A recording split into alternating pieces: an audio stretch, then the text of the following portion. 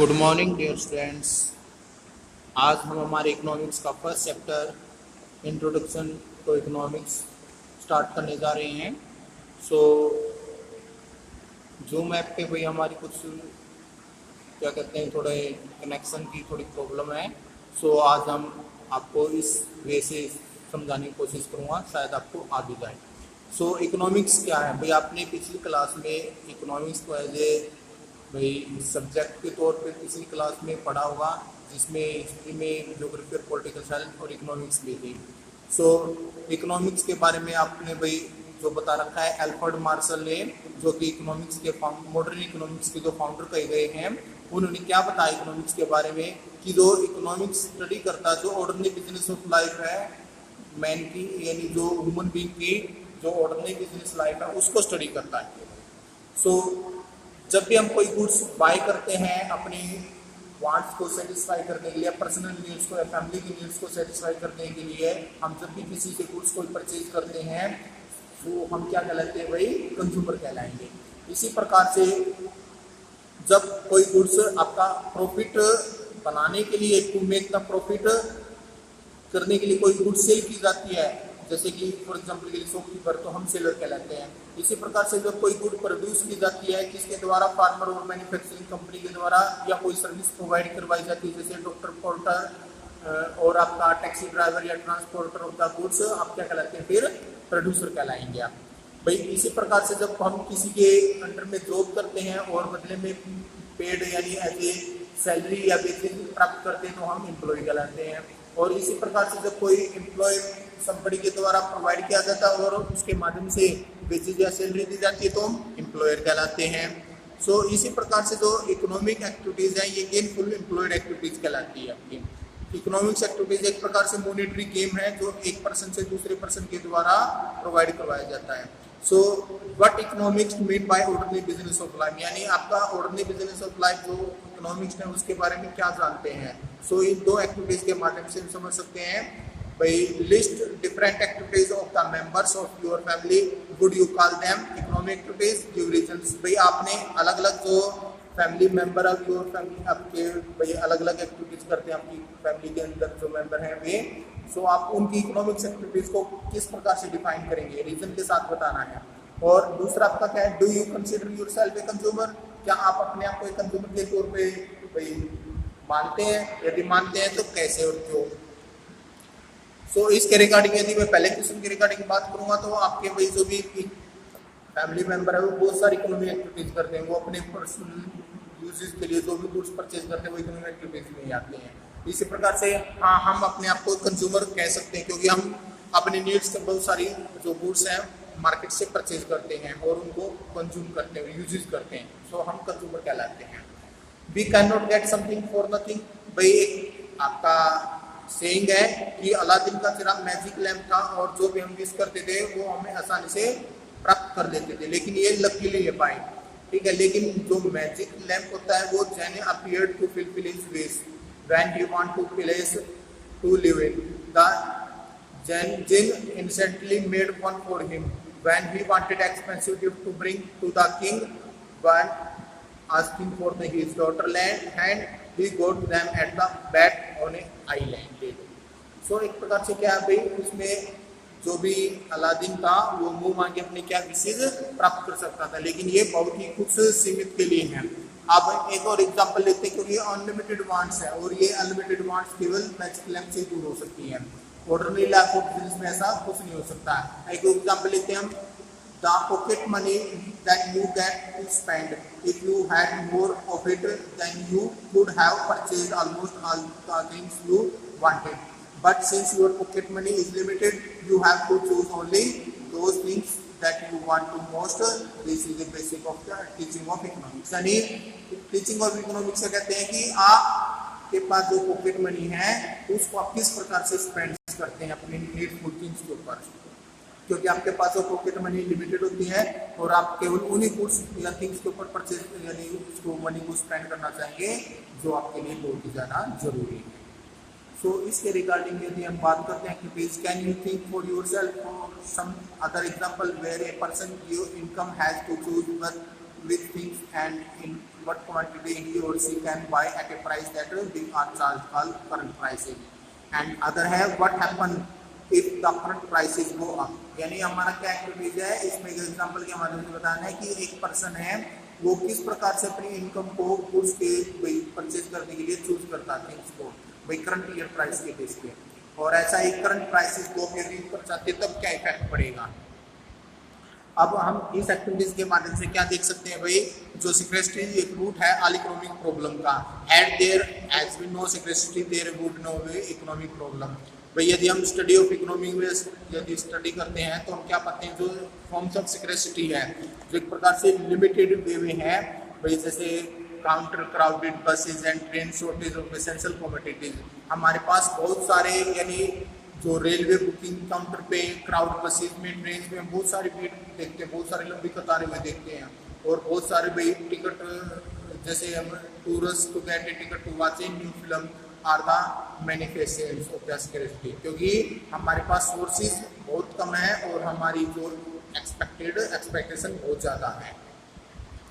एक और भाई हम क्या समझ सकते हैं, सिक्रेसिटी एक प्रकार से क्या होता है कि हमारे पास थिंग्स का बहुत ही कम होना और सिक्रेसिटी कहलाता है।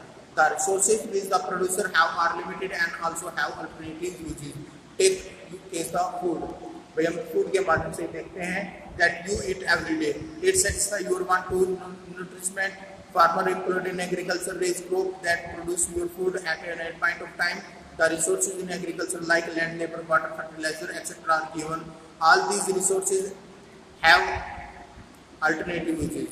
The same resources can be used in the production of the non-food corporation that is rubber, cotton, jute, etc. Thus, alternative uses of resource give rise to the problem of your choice between different commodities that can be produced by the resources. एक प्रकार से क्या बताया गया है कि जो हम एक एग्जांपल के माध्यम से इसको देखने लग रहे थे जो सिक्रेसिटी को, कि किस प्रकार से हम वही फूड को डेली एक प्रकार से ईट करते हैं और वही अपने जो सेटिस्फाई न्यूट्रिशमेंट को प्राप्त करके कर सकते हैं। और इसी प्रकार से जो फार्मर है वो इंक्लूड करता है एग्रीकल्चर क्रॉप को, भाई लगातार क्या है भाई अपने फील्ड के अंदर वो ग्रो करता है फूड को, और उसी के रिसोर्सेज के माध्यम से ही भाई हम फूड प्राप्त करते हैं। और एग्रीकल्चर में भी आपके बहुत सारे रिसोर्सेज यूटिलाइज होते हैं, land, labour, water, fertiliser etcetera, जो कि हमें अच्छी प्रकार का क्या है फूड गेटेबल करके देते हैं। सो एक्टिविटीज में हम क्या देखेंगे, identify your wants, how many of them can you fulfil, how many of them are unfulfilled, why you are unable to fulfil them, what are the different kinds of secrecy that you face in your daily life, identify your causes। भाई आप सिक्रेसिटी जैसे money की सिक्रेसिटी होती है, हमारे पास things की सिक्रेसिटी है, तो हमारे पास इकोनॉमी के अंदर बहुत सारी सिक्रेसिटी है, कंट्री के अंदर वही सोर्सेज की सिक्रेसिटी है जिसके माध्यम से भी भाई अपने जो प्रोडक्शन है उसको भाई अच्छी तरह से कंप्लीट नहीं कर पाते, कैपिटल की कमी है हमारे पास। तो हम इनमें देखते हैं कंजप्शन, प्रोडक्शन एंड डिस्ट्रीब्यूशन। हम हमारे नेक्स्ट 3 पॉइंट जो है consumption, production and distribution. If you thought about it, you might have realized that the economics involves study of the men engaged in economic activities of various kinds. For this, you need to know reliable facts about all diverse economic activities like production, consumption, and distribution. भाई हमारे पास जो वैसे तो बहुत सारी economics के अंदर activities हैं जो डिफरेंट काइंड्स की है, लेकिन आपके लिए जो रिलायबल फैक्ट इकोनॉमिक्स का वो 3 ही है, प्रोडक्शन, कंजप्शन एंड डिस्ट्रीब्यूशन। अब हम इन तीनों को ये अच्छी प्रकार से डिस्कस करेंगे। सो हम भाई जो कंज्यूमर है डिसाइड करते हैं कि his income and many alternative goods to choose from, what to buy and when he know the prices, this is study of the consumption. यानी हम कंज्यूमर क्या डिसाइड करते हैं कि अपनी इनकम का कितना हिस्सा अपनी किन गुड्स को भाई एक गुड्स को अल्टरनेटिव के बेस पे चूज करेंगे, और उसका हमें प्राइस भी ऑलरेडी पता होता है, तब हम उस गुड्स को परचेज कर रहे होते हैं, वो हमारा क्या कहलाएगा, स्टडी ऑफ कंजप्शन कहलाता है। उसी प्रकार से we also want to know how the producer similarly choose what and how to produce for the market, this is the study of the production. वो स्टडी ऑफ प्रोडक्शन कब कहलाएगा कि market के अंदर क्या और कितना प्रोड्यूस करना है, उसका चूज करना ही क्या कहलाता है, स्टडी ऑफ प्रोडक्शन कहलाता है। Finally we want to know how the national income और total the income arising for what has been produced in the country called the gross domestic product. is distributed through wages and salary, profit and interest. We leave the aside their income from the international trade and investment. This is a study of distribution. Distribution कब कहलाएगा कि वो सारी की सारी income जो हम भाई नेशनल इनकम या टोटल इनकम के राइज होता है जो कि हमने प्रोड्यूस किया था कंट्री के अंदर, जिसको हम ग्रॉस डोमेस्टिक प्रोडक्ट भी कहते हैं। तो ग्रॉस डोमेस्टिक प्रोडक्ट क्या होता है, एक अकाउंटिंग ईयर के दौरान जितना भी कंट्री के प्रोड्यूसर ने गुड्स को प्रोड्यूस किया है वो ग्रॉस डोमेस्टिक प्रोडक्ट कहलाता है आपका। सो उसी इनकम को किस प्रकार से डिस्ट्रीब्यूट करते हैं, वेजेस के माध्यम से, प्रॉफिट और इंटरेस्ट के माध्यम से, और आपका इंटरनेशनल ट्रेड और इन्वेस्टमेंट के माध्यम से। तो इसी प्रकार की स्टडी को हम डिस्ट्रीब्यूशन बोलते हैं स्टूडेंट्स। तो अब आपके इसको एग्जाम्पल के माध्यम से समझने की कोशिश करते हैं। वांट टू नो व्हाई और व्हाट एक्सटेंट सम हाउसहोल्ड और our society have the capacity to earn much more than other. You may want to know how many people in country are really poor. भाई हम एक example के माध्यम से इसको समझ सकते हैं कि हमारी सोसाइटी में बाय हाउस होल्ड की कितनी कैपेसिटी है, कितने वे अर्न करने लग रहे हैं दूसरों के लिए माध्यम से, ठीक है, और हमारी कंट्री के पीपल कितने रियली में पुअर हैं। How many are middle class, और कितने मिडिल क्लास के और कितने रिलेटिवली बहुत सारे जो रिच हैं। एंड हम इसके माध्यम से क्या और जान सकते हैं, how many literate who will not get job and requiring education. भाई कितने ऐसे पर्सन हैं जो अनपढ़ है, इलिटरेट है और जिनको जॉब नहीं है और जिनको एजुकेशन की जरूरत है। How many are highly educated and will have to best job opportunity and so on. भाई इतने कितने सारे एजुकेटेड पर्सन हैं जिनके लिए बेस्ट अपॉर्चुनिटी जॉब है कंट्री में available. In other words you may want to know what more fact in terms of the number that would answer question about poverty and disparity in the society। में कितने disparity of the society के माध्यम से जान सकते हैं। सो यहाँ पे यदि हम जानना चाहेंगे भाई जो गवर्नमेंट है वो एक प्रकार से बहुत सारे पॉसिबल फैक्ट्स जो प्लान करती है वो अवेलेबल बेटर कर सकती है। Similarly you hear of some of you may have experienced disaster like tsunami, earthquake, bird flu, danger threatening our country and so on affect man ordinary business of life adversely। भाई बहुत सारी ऐसी human being को बहुत सारी इफेक्टली किया था जिन्होंने भाई इफेक्टेड किया था ordinary business life of human being को, भाई जिन्होंने अपनी कोई बहुत सारी इनकम भी लॉस कर दी है, जो पर्सन काफी सारे टिकट्स भी उसके थे। सो हम यहाँ पे क्या करेंगे, बेसिक रिमेनिंग में पॉइंट बताया गया कि यूजफुल जो स्टडी है मेजरिंग पॉवर्टी का और डिस्ट्रीब्यूशन, भाई किस प्रकार से अपॉर्चुनिटी के बेस पे हम अर्निंग को डिस्ट्रीब्यूटेड करते हैं कंट्री के अंदर। Obviously, if you think along these lines, you also appreciate why needed statistics, which is study of the whole numbers relating to select facts in a systematic form। भाई statics एक प्रकार से modern economy में बहुत सारा important point वो रखता है, इंपॉर्टेंट पॉइंट्स रखता है कि क्योंकि ह्यूमन बींग्स में स्टैटिक्स का बहुत सारा इंपॉर्टेंट प्लेस है। सो एक प्रकार से देखते हैं कि इकोनॉमिक्स यूज किस प्रकार से करते हैं स्टैटिक्स को।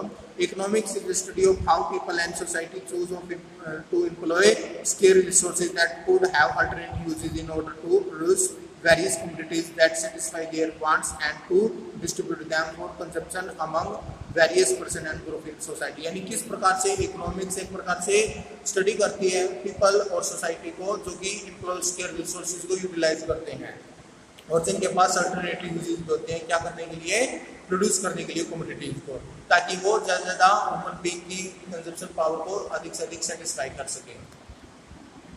सो अब स्टैटिक्स इन इकोनॉमिक्स को देखते हैं। इन प्रीवियस सेक्शन यू भाई हमने जैसे स्टडी किया है भाई स्टडी इकोनॉमिक्स के बारे में और उसकी कंसर्न प्रॉब्लम, बेसिक प्रॉब्लम के बारे में स्टडी किया था, जिसको हम भाई इकोनॉमिक्स फैक्ट्स के बेस पर इकोनॉमिक डाटा भी जान सकते हैं। The purpose of collecting data about this economic problem is understand and explain this problem in terms of the various causes behind them. In other words, we try to analyze them. For example, analyze hardship of poverty. We try to explain the terms of the various factors such employment, low productive people, and backward and technology. But what purpose does the analyze poverty serve unless we are able to find ways to mitigate, and we may therefore also try to find them, measure them, help solve the economic problem। भाई economics problem को हम ऐसे किस माध्यम से समझ सकते हैं कि किस प्रकार से हमारी पॉवर्टी को एनालाइज करने लग रहे हैं, किस प्रकार से हम उसके प्रॉब्लम को फाइंड आउट करने लग रहे हैं। इकोनॉमिक्स पॉलिसीज को मेजर जो भी किया जाता है उसको पॉलिसीज बोलते हैं। Do you realise that then that no analysis of economic problem would be possible without the data of various factor. हाँ बिल्कुल, हम भाई विदाउट फैक्टर के डाटा जो इकोनॉमिक्स होते हैं हम हमारी इकोनॉमिक प्रॉब्लम को सोल्व नहीं कर सकते हैं. That in a such situation no policies can be formulated to solve it. भाई कोई भी पॉलिसी जो इकोनॉमिक पॉलिसी के डिटरमाइन हो ही नहीं सकती without factor of the data of the statistics. If yes, then you have to large extent understand the basic relation between economics. यदि yes तो हमें इकोनॉमिक और स्टैटिक्स के रिलेशनशिप के बारे में समझना चाहिए. तो स्टैटिक्स क्या? What is statistics? At this stage you are probably ready to know more about statistics. हमें स्टैटिक्स के बारे में जानना पड़ेगा. स्टैटिक्स डील करेगा कलेक्शन, एनालाइज, इंटरप्रिटेशन और प्रेजेंटेशन ऑफ न्यूमेरिकल डाटा को. एक प्रकार से जो स्टैटिक्स है ना वो डील करता है collection, analyse, interpretation and presentation of numerical data को.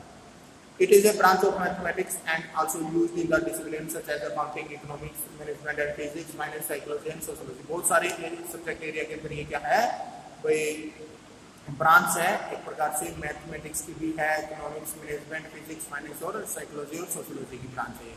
सो जो भी कंसर्न डाटा है field of economic, most economic data are quantitative. For example statistics statement in economy like production in rice in India has increased from 39.58 million tons in 1974-75 to 106.5 million tons in 2013-14 quantity data.